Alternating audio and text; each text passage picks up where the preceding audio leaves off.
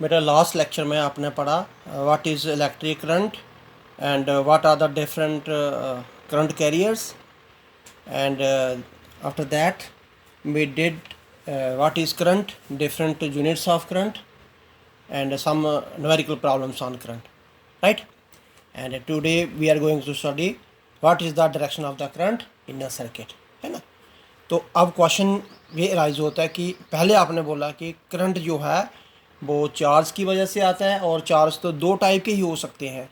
तो पहले करंट आया कैसे, आप इसे फिर से थोड़ा सा समझिए कि हमने बोला कि ये एक कंडक्टर है, जैसे कंडक्टर के एंड्स पे आपने पोटेंशियल डिफरेंस क्रिएट कर दिया। तो इसमें सबसे पहले हम इलेक्ट्रॉन की बात करेंगे, क्योंकि इलेक्ट्रॉन ही बाहर न्यूक्लियस के बाहर फ्रीली रिवॉल्व करते हैं। तो ये इलेक्ट्रॉन्स क्या करेंगे, जैसे ही इस तरफ नेगेटिव पोटेंशियल है, अब इधर तो जाएगा नहीं, सारे के सारे इलेक्ट्रॉन इधर दौड़ेंगे, है ना। और बीच में जो कोलिजन होके थोड़ी बहुत अपना पाथ भी चेंज करेंगे, लेकिन ये अपना फुली पाथ चेंज नहीं कर पाएंगे, है ना। नेट शेल में उसकी डिस्प्लेसमेंट फॉरवर्ड डायरेक्शन में ही रहेगी, और जिसके कारण क्या होगा कि ये इलेक्ट्रॉन जो है टूवर्ड पॉजिटिव पोटेंशियल की तरफ दौड़ेंगे, ठीक है। लेकिन जब आप करंट की बात करेंगे तो हम बोलेंगे कि अगर उसमें नेगेटिव चार्ज है तो उसमें पॉजिटिव चार्ज भी होगा, वो भी किसी न किसी डायरेक्शन में मूव करेगा। अगर हम पॉजिटिव चार्ज की बात करेंगे तो वो इस तरफ मूव करेगा, नेगेटिव पोटेंशियल की तरफ, negative charge toward positive potential की तरफ। तो इसके बेसिस पे आपने इनका एक करंट को बोल दिया इलेक्ट्रॉनिक करंट। इलेक्ट्रॉनिक करंट ये करंट हो गया जो ड्यू टू इलेक्ट्रॉन्स आता है। तो इलेक्ट्रॉन आपने देखा, अगर यहाँ पॉजिटिव पोटेंशियल था, इस तरफ नेगेटिव पोटेंशियल था, तो इलेक्ट्रॉन सारे इस तरफ चल रहे थे। जो इलेक्ट्रॉन का करंट आया वो इलेक्ट्रॉनिक करंट हो गया। और दूसरे करंट को आप बोलेंगे कन्वेंशनल करंट, ठीक है। और कन्वेंशनल करंट क्या है, हम बोलेंगे this current is due to the flow of positive charge. तो आपने देखा उसी कंडक्टर के अंदर नेगेटिव इस तरफ था पोटेंशियल, पॉजिटिव इस तरफ था, तो जितना भी पॉजिटिव चार्ज थे वो इस तरफ मूव किए, है ना। तो दो टाइप के करंट ही हम कंडक्टर के अंदर देखेंगे, इलेक्ट्रॉनिक करंट भी होगा, कन्वेंशनल करंट भी होगा। बट अगर हम टोटल करंट की बात करें तो टोटल करंट, जब करंट की हमने डेफिनेशन दी थी तो हमने ये थोड़ी बोला था flow of negative charge only, हमने बोला था फ्लो ऑफ चार्जेस। तो टोटल करंट इट मीन्स अगर इलेक्ट्रॉनिक करंट भी है और कन्वेंशनल करंट मीन्स आईसी से डिनोट कर देते हैं वो भी है, दोनों का सम जो है उसमें टोटल करंट हो जाएगा।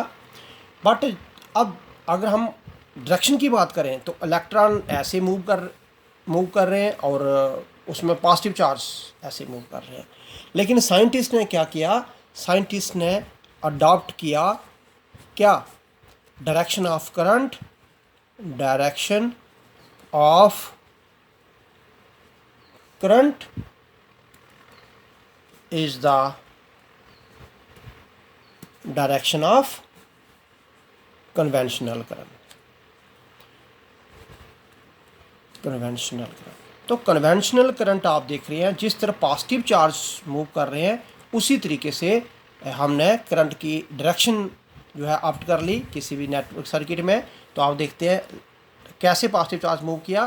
तो हम जब भी करंट शो करना होगा तो हम बैटरी पे आ जाएंगे, सेल पे आ जाएंगे, जो कि एक ईएमएफ का सोर्स है जिसकी वजह से पोटेंशियल क्रिएट हो पाया। तो आपने देखा कि जहाँ से शुरू करना आपने, क्यों, क्योंकि पॉजिटिव चार्ज आप देख रहे हैं ऐसे मूव कर रहा है, तो यही करंट की डायरेक्शन रह जाएगी। और किसी भी इलेक्ट्रॉनिक नेटवर्क में जो डायरेक्शन बतानी होगी तो डायरेक्शन आपने कन्वेंशनल वाली करंट की बतानी है, ठीक है। अब क्वेश्चन ये आता है कि ऐसा क्यों किया गया।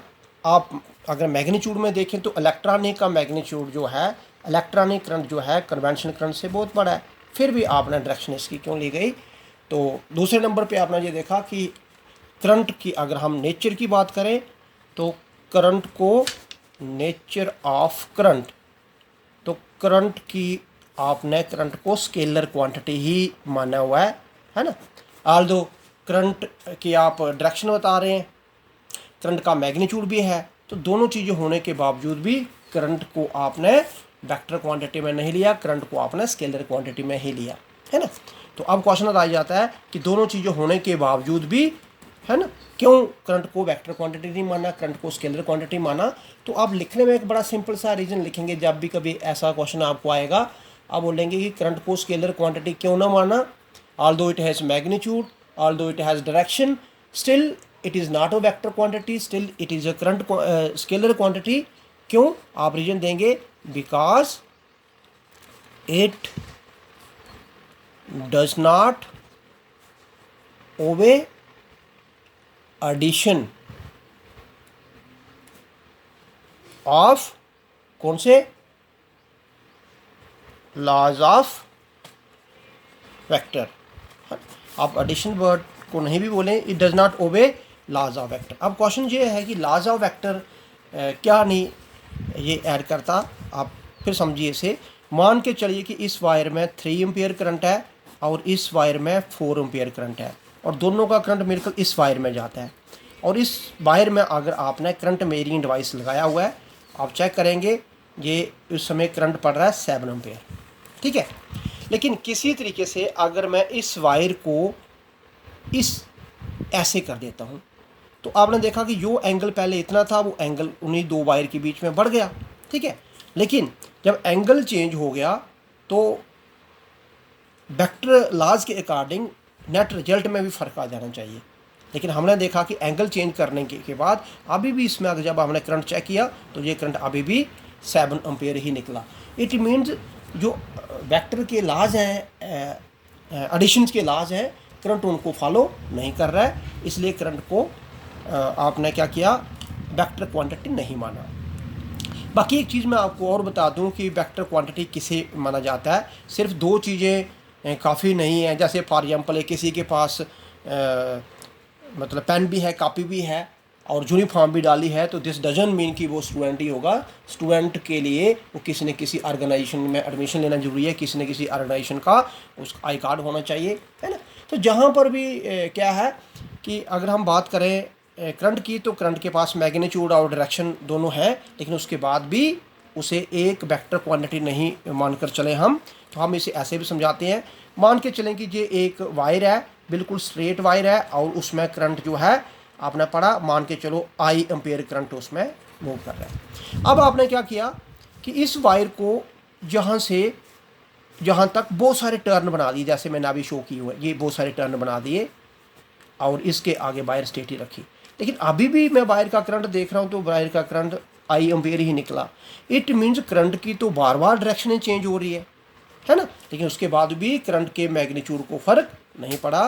तो अगर हमारे पास मैग्नीट्यूड को भी फ़र्क पड़ता है ना, डायरेक्शन चेंज होने से अगर मैग्नीट्यूड भी चेंज होता तो आप उससे ज़रूर वेक्टर क्वांटिटी बोलते थे। लेकिन करंट के केस में हमने देखा वायर में जितने मर्जी ट्विस्ट आ जाए, वायर में जितने मर्जी टर्न आ जाए, लेकिन उस वायर का जो करंट है वो उतना ही रहता है। तो इसलिए करंट को एक वेक्टर क्वांटिटी में नहीं लिया गया। अब क्वेश्चन राइज है कि वायर में जब डायरेक्शन चेंज हो रही है बार बार, तो क्यों नहीं मैग्नीट्यूड को फ़र्क पड़ रहा है। इलेक्ट्रॉन इतने स्मॉल साइज़ का है कि अगर स्ट्रेट वायर में जो उसकी स्पीड है और कहीं पे उसको अपनी डायरेक्शन चेंज, जैसे इस पॉइंट पे इलेक्ट्रॉन को डायरेक्शन चेंज करने पड़ गई, तो इलेक्ट्रॉन की स्पीड जो है अभी भी उतनी ही रही, है ना। तो जब एक वायर में इलेक्ट्रॉन अपनी डायरेक्शन चेंज कर रहा है टर्न पर, तो उसकी स्पीड को कोई फ़र्क नहीं पड़ रहा है ना। जब स्पीड को कोई फ़र्क नहीं पड़ेगा, तो जैसा कि करंट की आपने देखा आपने, कि करंट का मतलब क्या हुआ, करंट का मतलब हो गया कि कितने पर्टिकुलर टाइम में कितने इलेक्ट्रॉन्स बाहर आ रहे हैं, उसी के अकॉर्डिंग उस कंडक्टर में करंट मेजर किया जाएगा, उसी के अकॉर्डिंग उस करंट कंडक्टर में कितना करंट है ये निकाला जाएगा। तो जब हमारे पास यहाँ टर्न करने पर वायर में टर्न करने पे वायर के जो इलेक्ट्रॉन हैं उनकी स्पीड को फ़र्क ही नहीं पड़ा। इट मीन्स इस एंड से जितने इलेक्ट्रॉन बाहर आ रहे थे किसी टी टाइम के अंदर, वो इलेक्ट्रॉन अभी भी उतने बाहर आए।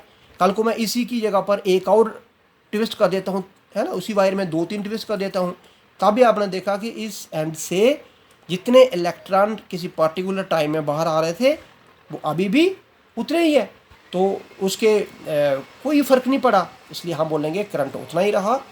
तो this is all about what is the direction of the current, what are the different types of current, और why direction of the current is taken as the direction of the conventional current, and why instead of both magnitude and direction, still current is not a vector quantity, current is a scalar quantity. Thank you very much.